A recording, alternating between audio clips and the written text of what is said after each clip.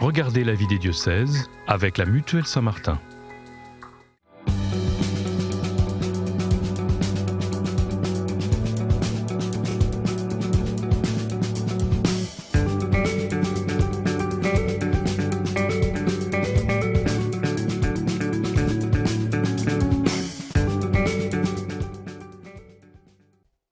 Bonjour à toutes et à tous et bienvenue dans la vie des diocèses sur KTO Télévision et KTO Radio. Cette émission, vous le voyez, est enregistrée depuis les studios de la communication du sanctuaire de Lourdes pendant l'assemblée plénière des évêques de France. Et comme chaque semaine, nous partons à la découverte d'un territoire, d'un diocèse et de son évêque. Et aujourd'hui, direction le nord-est de l'Amérique du Sud, entre le Suriname et le Brésil, pour parler du diocèse de Cayenne, qui correspond à la Guyane française, à 7100 km de l'Hexagone. Dans cette édition, on découvrira les points clés de la dernière lettre pastorale publiée par l'évêque de Cayenne et on verra différentes images des temps forts de la vie de l'Église catholique en Guyane.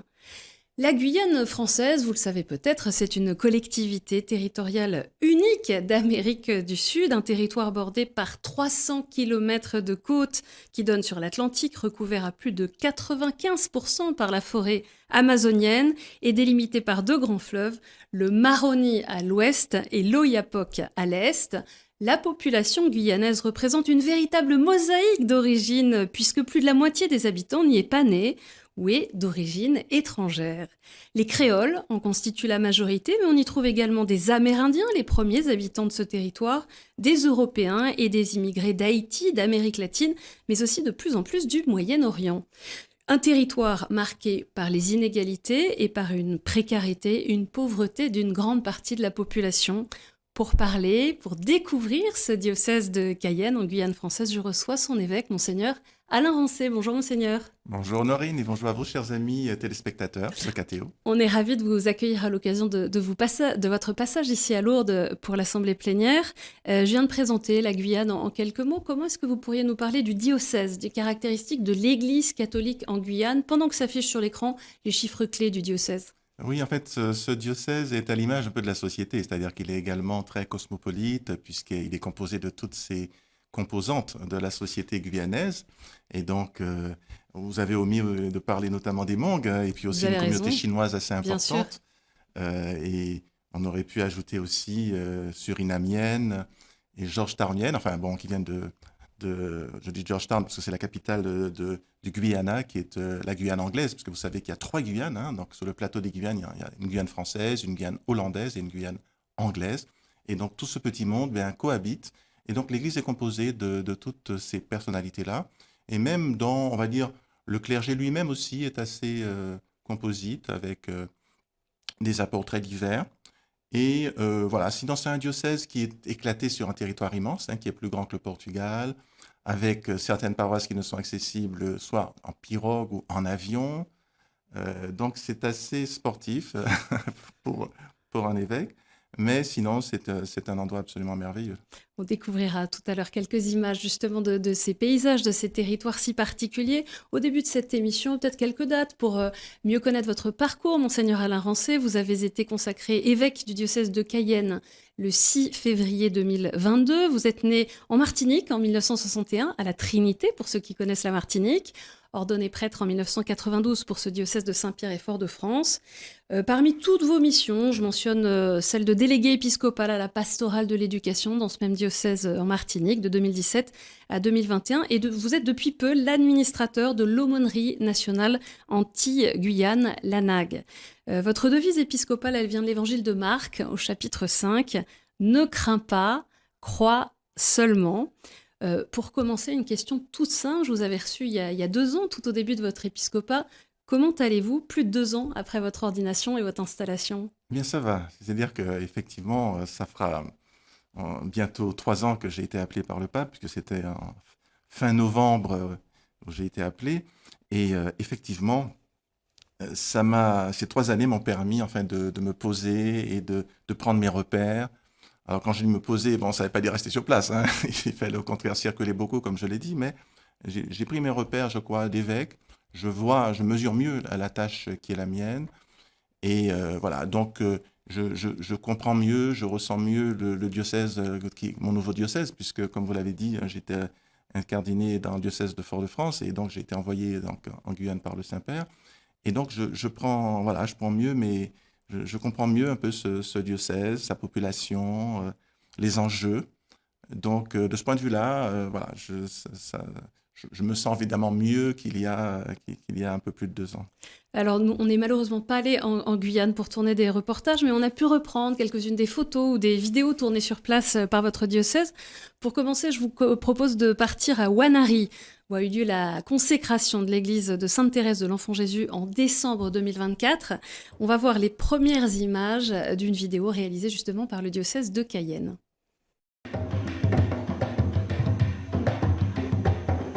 Wanari, plus petite commune de Guyane avec une superficie de 1080 km². Selon le dernier recensement réalisé en 2020, elle compte 266 habitants et se trouve environ à 1h30 de pirogue de Saint-Georges-de-l'Oyapock.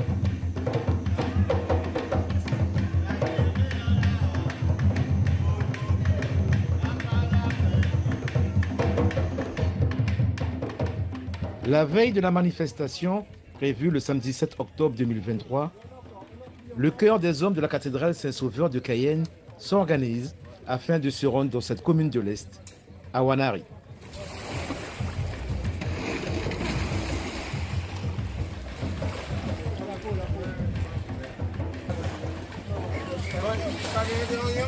Ce groupe est chargé d'animer la messe pour la consécration de l'église Sainte-Thérèse de l'Enfant-Jésus.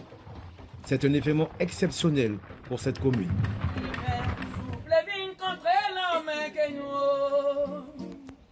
Monseigneur, on s'est demandé contre l'homme que nous. Tout le monde dit pays nous demandait contre l'homme que nous. Contre l'homme que nous, pour ainsi nous que relever. L'honneur revient au maire de la commune de procéder à la coupure du ruban tricolore, Narcisse Rosé, avec à ses côtés ses collègues Georges Elfort et Patrick Lecomte, ainsi que Monseigneur Alain Ramsey. De l'unique autel, qu'elle grandisse dans la charité et devienne un temple saint.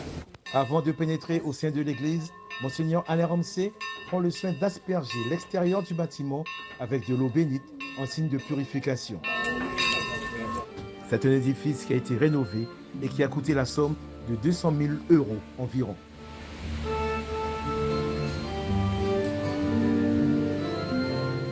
Le rite de l'aspersion constitue un moment particulier pour cette célébration.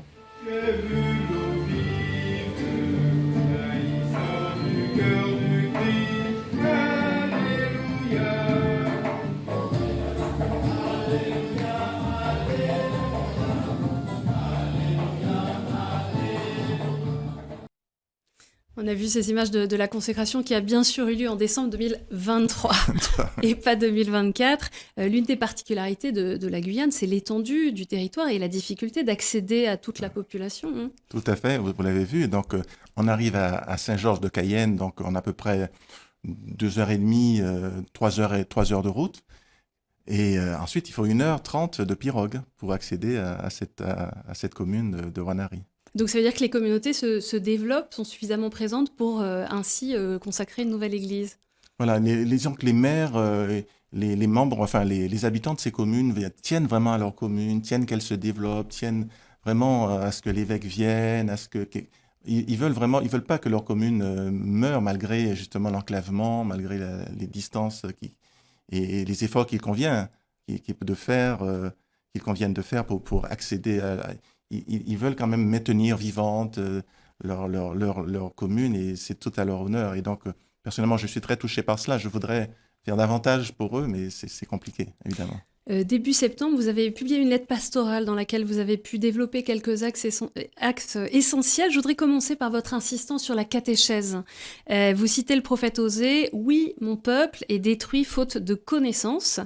Et vous dites l'importance pour que les jeunes deviennent des disciples qu'ils soient accompagnés par un catéchiste, un même catéchiste qui travaille en communion avec les autres catéchistes de la même année. On va voir quelques images ici de visages de catéchistes du diocèse de Cayenne. Ça nous permet un petit peu de voir tous ces visages de catéchistes.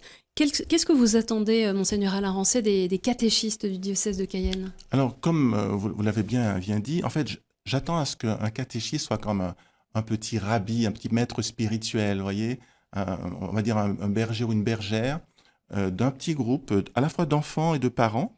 Finalement, c'est une catéchèse que je souhaite être familiale. Il ne s'agit pas seulement de catéchiser les enfants, d'être une maîtresse de caté, comme on disait autrefois, mais d'être vraiment quelqu'un qui accompagne les familles, qui aide les parents à assumer leur rôle de premier catéchiste de leur enfant, et finalement qui catéchise toute la famille, et qui dure avec eux, qui monte avec eux les degrés d'apprentissage. Vous voyez, chez nous, en principe, il y a 5 années de caté, plus les années de cheminement, ce qu'on appelle l'année de cheminement, et puis, bon, on en parlera peut-être, j'ai mis aussi en place la post-confirmation. Mais, si vous voulez, le fait que le catéchisme monte avec son groupe, eh bien, il fait partie désormais, de plus en plus, il fait partie de la famille, il crée une vraie communauté. Et l'idée, c'est que justement, tous les mouvements d'église, tous les groupements d'église deviennent des petites communautés ecclésiales avec les fameux 5 essentiels, vous savez, la formation, la prière, le service, la fraternité, la vie fraternelle et puis l'évangélisation. Donc l'idée, c'est ça, c'est de faire vraiment de chaque entité paroissiale ou ecclésiale une PCA, une petite communauté ecclésiale, et ça commence avec la catéchèse et les groupes de catéchisme. Vous l'avez évoqué, dans les écoles catholiques, vous demandez à ce que les jeunes qu'ils souhaitent ne quittent pas le collège sans être confirmés vers la classe de 3e. On va voir aussi là quelques images de ce que vous avez commencé à nommer comme le cheminement. Ce qui se passe, c'est l'équivalent des aumôneries de collège ou de lycée dans le cadre paroissial et scolaire. Tout à fait. Comment est-ce que vous souhaitez accompagner, renforcer le cheminement ? Alors, l'idée du cheminement, c'est que ce n'est pas du tout de la catéchèse au sens strict, en fait. C'est des journées. Alors, j'ai proposé une journée par mois où il y a à la fois la découverte d'un thème, le travail sur un thème, parce qu'on travaille en petit groupe, mais aussi un temps de prière sur le sujet qui est évoqué, un temps de découverte aussi un peu, on va dire, de fraternité, enfin de faire connaissance les uns avec les autres, de constituer aussi là encore une petite communauté, même si donc ils sont plus en catéchèse, ils entrent dans une autre étape, ce sont des animateurs de cheminement, on n'est plus dans le cadre de la catéchèse, mais toujours garder un peu cette dynamique fraternelle, où on vit des choses ensemble, on vit des temps forts ensemble. Alors il y a ces journées mensuelles et puis aussi des temps de retraite qui sont prévus tout au long du parcours. La formation des laïcs, elle passe aussi par un parcours universitaire et une formation solide en théologie. C'est le cas de ce groupe qu'on voit à l'écran qui prépare son DUET, un diplôme universitaire d'études théologiques. Pourquoi est-ce que vous avez voulu intégrer cela, mettre cela en place en Guyane ? Oui, alors dès mon arrivée, ça a été une priorité parce que, bon, d'une part, j'étais partie prenante du DUET à la Martinique, et avec le père Lafine, qui a été donc mon collègue de Martinique, qui a monté ce projet, nous étions aussi en lien avec Lyon, puisque nous sommes des anciens de Lyon, tant comme séminaristes que comme aussi enseignants, puisque j'ai été professeur au séminaire de Lyon. Et donc on avait des liens très forts avec la Catho de Lyon. Et donc tout naturellement, comme nous avions ces liens, eh bien, nous avons monté en lien avec cette université catholique un examen, enfin une formation qui existe déjà à Lyon, mais que nous avons donc exportée, mais qui est toujours validée par Lyon. Et donc, c'est un diplôme universitaire, effectivement, qui est l'équivalent de ce qu'on appelait autrefois un DUG. Et donc, nous l'avons mis en place avec un intermédiaire. Donc, à peu près quand ils ont la moitié des UV, des unités de valeur, on peut décerner un QET, donc un certificat universitaire d'études théologiques, donc ce qui encourage quand même les étudiants, parce que c'est quand même... À poursuivre. Voilà, parce que c'est quand même très long, il y a quand même beaucoup d'UV à valider. pour pouvoir être bénéficiaire, être titulaire du DUG, enfin du DUET. Avoir des laïcs formés, c'est aussi la condition pour leur confier des missions particulières. Le 1er novembre dernier, 5 religieuses ont été instituées au lectorat, un des ministères institués désormais ouverts aux laïcs. C'est pas encore très développé dans l'Hexagone. Qu'est-ce que vous attendez, vous, de ce ministère ? Oui, en fait, si vous voulez, il m'a semblé que c'est un des signes des temps d'aujourd'hui que les femmes assument pleinement leur rôle dans l'Église et soient reconnues dans leur mission ecclésiale. C'est-à-dire que, de facto, les femmes occupent ce type de ministère, mais ce sont des ministères confiés. Mais les instituer, c'est-à-dire donner une reconnaissance canonique, une reconnaissance ecclésiale forte, eh bien, à mon avis, va leur donner une plus grande assurance déjà et une plus grande autorité dans leur ministère. Donc c'est pour ça que, pour moi, c'est une façon de valoriser le ministère des femmes, et en particulier des religieuses, en profitant également pour donner une formation adéquate, et donc faire monter un peu le niveau de la formation théologique, spirituelle, et aussi dans l'art de la prédication, l'art de l'enseignement. Donc on a travaillé un peu toutes ces choses-là au cours de la formation, qui a duré à peu près une centaine d'heures. Et donc, suite à cela, certaines ayant déjà eu d'ailleurs des parcours, en général les religieuses ont souvent des parcours de formation qui sont déjà... et continue parfois. Voilà, oui. souvent déjà assez consistants. Et donc on a rajouté cela pour vraiment qu'elles soient prêtes à assumer cette fonction de lectrice. Donc, c'est-à-dire, ça se conçoit encore davantage dans un diocèse comme le mien, comme nous l'avons dit, qui est très étendu, où le clergé ne peut pas être partout présent dans les différentes communautés qui existent, qui sont dispersées sur le territoire. Et donc d'avoir ces religieuses comme pouvant rassembler, comme étant on va dire, des représentantes officielles de l'Église, c'est à mon avis quelque chose de très important. On a parlé des jeunes, on a parlé des catéchistes, on a parlé des religieuses. Je voudrais dire un mot sur les couples et sur les familles, parce que dans votre dernière lettre pastorale, justement, vous parlez d'une situation catastrophique concernant les familles. Il y a peu de mariages, des couples de plus en plus fragiles. Comment prendre soin des couples et les aider ? Voilà, donc nous avons des mouvements familiaux comme partout en France, mais je crois qu'il est important, et ça je leur ai dit, ils sont d'accord, qu'on mutualise vraiment nos efforts, qu'on travaille vraiment en synergie. Par exemple, lors de la préparation au mariage, pourquoi ne pas proposer certains mouvements d'église proposent des retraites pour couples. Eh bien, pourquoi ne pas intégrer ça justement dans le cadre de la préparation au mariage? Donc, on essaie d'intégrer toutes ces choses-là. Moi-même, je m'implique, notamment, il y a un fameux week-end des fiancés, donc où chaque année, je prêche donc une retraite, une courte retraite. C'est généralement un week-end, vendredi, samedi, dimanche, aux fiancés et aux jeunes couples. Donc, voilà, il faut s'engager de toutes les manières possibles pour essayer de solidifier les couples que nous avons, le peu de couples qui se marient, qui prennent cet engagement, qui dans ce contexte actuel, vous le savez, n'est pas du tout évident. Surtout dans nos régions, peut-être, je ne sais pas si c'est plus difficile qu'ici en métropole, mais enfin, je crois que les chiffres en métropole ne sont pas très encourageants non plus. Donc, il y a vraiment un effort très important à faire au niveau de la préparation et ensuite de l'accompagnement des jeunes couples. Donc, entre guillemets, le service après-vente, où nous sommes très souvent faibles dans l'Église d'une manière générale, que ce soit pour les néophytes, les adultes qui se présentent pour recevoir les sacrements d'initiation chrétienne, que pour les jeunes mariés, où on ne sait pas toujours faire ce service après-vente, et je crois qu'il est très, très important. Cet été, vous avez célébré l'ordination d'un nouveau prêtre, le père Givenchy Laurent. Je vous propose de voir quelques extraits de cette célébration.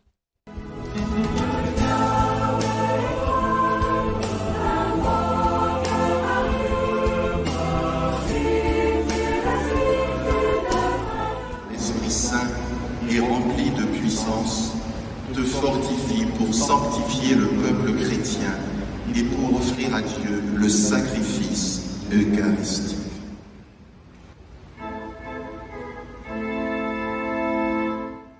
C'était évidemment un jour de joie pour le diocèse. Le Absolument. père Givenchy Laurent qui intègre un presbytérium qui doit faire face à de nombreux défis. Qu'est-ce que vous attendez d'un prêtre aujourd'hui dans le diocèse de Cayenne ?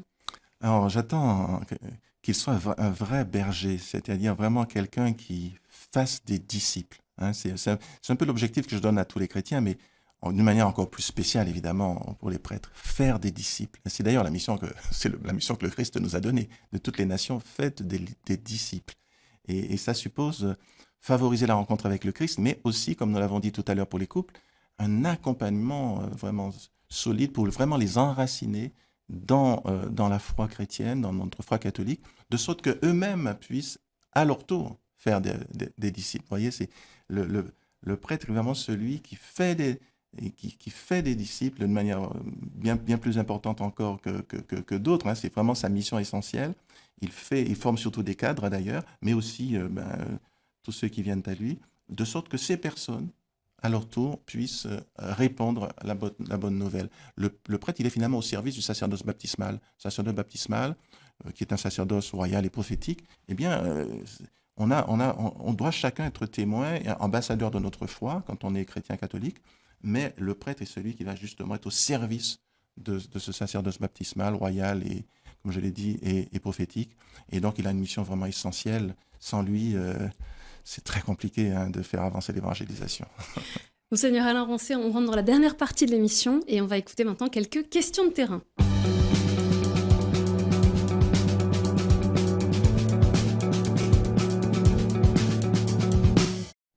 Avec une première question de Joseph, qui est responsable de la chorale Chanter pour Dieu. Bonjour, Monseigneur. Après quelques années de turbulence, le calme revient petit à petit dans nos églises. Les paroissiens reviennent en nombre. Et j'aimerais connaître le projet que vous auriez pour cette nouvelle année pastorale. Voilà, donc vous avez un petit peu évoqué déjà ce projet avec la lettre pastorale que vous avez évoqué tout à l'heure et que j'ai commenté un peu.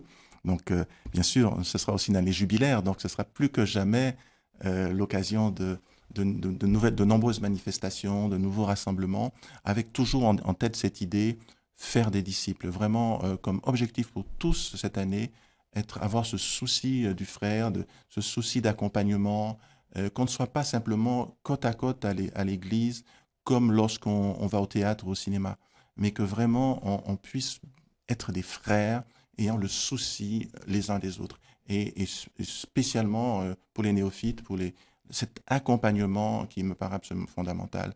Si on veut vraiment une église vivante demain, une église qui grandisse en nombre et, on va dire, en sainteté. Et une autre question de Patrick, qui est responsable du suivi des postes confirmés. Bonjour Monseigneur. L'année qui arrive est une année de jubilé. Alors en quoi consiste un jubilé ? Comment se matérialisera-t-il ? Y aura-t-il des thématiques ?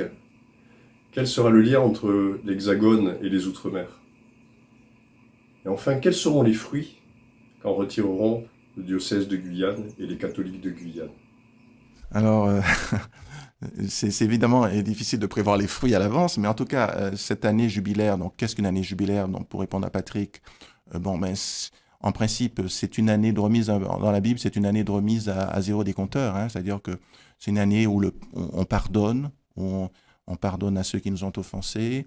Dans l'Ancien Testament, on remettait les peines, on remettait même les gages. Quand on avait gagé un terrain ou quelque chose, on remettait à son propriétaire initial. Donc c'est vraiment un redépart, un renouveau, un nouveau printemps. Donc c'est l'occasion d'une nouvelle évangélisation. C'est l'occasion d'offrir le pardon, notamment la question de l'indulgence plénière de façon qui sera à de nombreuses reprises lors des pèlerinages. Alors, nous envisageons également l'ouverture de Porte Sainte, puisqu'il est hors de question évidemment d'envisager que le peuple de Guyane se déplace comme un seul homme à Rome. C'est trop loin et c'est trop coûteux. Mais sur place, nous aurons des possibilités également de vivre des temps forts spirituels et de renouvellement spirituel. C'est ça l'idée du jubilé, c'est vraiment, encore une fois, de repartir sur des bases nouvelles et à frais nouveaux pour grandir, pour aller plus loin dans la foi et dans une foi qui s'exprime par la charité, évidemment. On entend votre passion pour ce jubilé qui sera sous le signe de l'espérance, bien sûr, et qui va s'ouvrir dans quelques jours seulement. Une dernière question, mais très rapide. Ces jours sont marqués par la réouverture de Notre-Dame de Paris, qui, comme nous le savons, a été ravagée par un incendie. Qu'est-ce que cette réouverture de Notre-Dame suscite dans votre cœur comme prière, comme sentiment après un tel drame ? c'est vrai que j'avais été étonné. D'ailleurs, j'avais été interviewé sur une radio locale principale, la radio principale Martinique la Première, lors de l'incendie, au moment de l'incendie. Et j'étais moi-même étonné de l'émotion que ça avait, que j'avais ressenti à ce moment-là. C'est vrai que j'avais l'occasion de visiter Notre-Dame, de célébrer la messe à Notre-Dame, de concélébrer plus précisément à plusieurs reprises. Mais je ne m'attendais pas moi-même à être autant submergé par l'émotion. Et comme je l'ai été au moment de cet énorme incendie, c'est un bâtiment qui témoigne de 2000 ans de christianisme en France. C'est toutes nos racines, c'est toutes nos tripes qui sont concernées par ce bâtiment. Et donc, ça soulève une énorme attente chez tous les catholiques, hein, j'imagine, mais tout autant chez les ultramarins qui sont présents, donc spécialement, évidemment, les Antio-Guyanais, mais pas que, les Réunionnais, enfin, tous ceux qui habitent en métropole sont concernés et ont hâte de pouvoir entrer dans cette cathédrale rénovée et même d'y prier, d'y chanter éventuellement. Ce sera une expérience qu'on pourra tous vivre d'ici quelques jours, quelques heures. Merci beaucoup, Monseigneur Alain Rancet, d'être venu ici à Lourdes sur le plateau de la vie des diocèses pour parler justement du diocèse de Cayenne en Guyane. Pour en savoir plus sur le diocèse de Cayenne, rendez-vous sur le site internet guyane.catholique.fr. Vous découvrirez toutes les propositions que fait le diocèse. Cette émission, vous le savez, est à retrouver sur ktotv.com. Merci à chacun d'entre vous pour votre fidélité et je vous donne rendez-vous la semaine prochaine.